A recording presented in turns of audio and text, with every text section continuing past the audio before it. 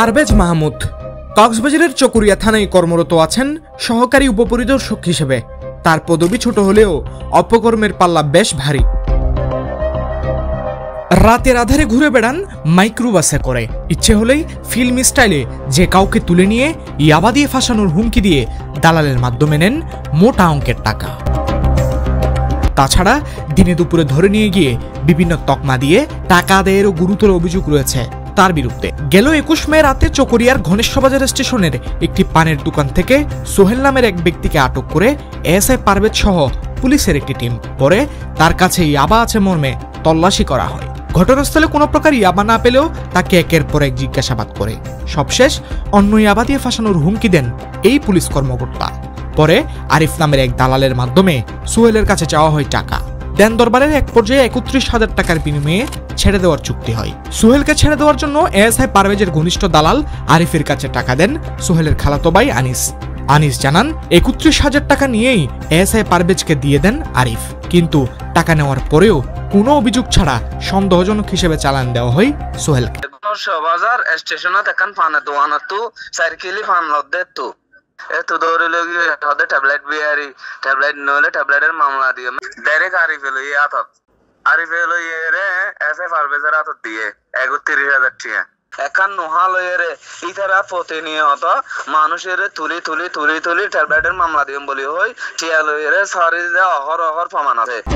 শুধু তাই নয়, এর আগে বান্দরবনের আলীকদমের আশিক নামের এক ব্যক্তিকে চকরিয়া স্টেশন থেকে আটক করে চুরাই বাইকের ব্যবসায়ী বানানোর হুমকি দিয়ে নিয়ে যাওয়া হয় থানায়। পরে 2 ধাপে 20,000 টাকা নিয়ে আশিককে ছেড়ে দেন এএসআই পারভেজ। তখন পট করি কয় আমাকে হল তুমি তো টানা গাড়ি নিয়ে আসছো এখানে সব টানা গাড়ি ব্যবসায়ী এখনো পর্যন্ত 12-13 জন গ্রেপ্তার করা হয়েছে, তুমি হচ্ছে এরকম বিষয়। তারপর হচ্ছে মানিব্যাগ থেকে ওই যে একজন বন্ধু উনি বলতেছে ভাই টাকা কিছু দে আপনাকে উদ্ধার করে নি। এখন আমার সাক্ষাৎ আমার মানিব্যাগ থেকে টাকা দিল, তাকে 5,000 দিল। নেবার পরে 5 মিনিট ওয়াইট করার পরে না হদে এটা তো সারা যাবে না, এটা তো কঠিন মামলা এরকম সেরকম বলে আমাকে সকালে বাইকে করিয়া উঠে নিয়ে গেছে। একজনে পিছে পড়ছে একজনে চালাচ্ছে, আমি মাঝখানে আছি। রাত্রে 10টার দিকে আরো টাকা দিছি 15,000। তারপর ছেড়ে দিছে? হ্যাঁ ছেড়ে দিছে, টাকা নিচে ছেড়ে দিছে। কোনো মামলা দেয় নাই? না টাকা কি মামলা দেয় নাই, এএসআই পারভেজ নিয়েছে টাকা? জি সঠিক। আচ্ছা, আপনার বিরুদ্ধে কি আগে কোনো মামলা ছিল? জি না। এখন পর্যন্ত কোনো মামলা আছে? জি না। এদিকে এ ব্যাপারে জানতে অভিযুক্ত এএসআই পারভেজকে ফোন দেওয়া হলে তিনি এসব অভিযোগ অস্বীকার করেন।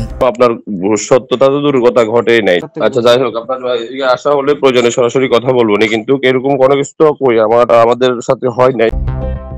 অন্যদিকে এএসআই পারভেজ কর্তৃক মানুষকে হুমকি দিয়ে টাকা আদায়ের অভিযোগগুলো তদন্ত সাপেক্ষে বিধি মোতাবেক ব্যবস্থা নেওয়া হবে বলে জানিয়েছে চকরিয়া পেকুয়া সার্কেলের সিনিয়র সহকারী পুলিশ সুপার অভিজিৎ দাস।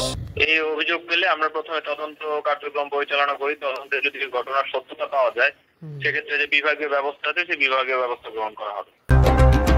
এভাবে একের পর এক টাকা আদায়কে বিচার বহির্ভূত কর্মকাণ্ডের শামিল বলে মনে করছেন সচেতন মহল।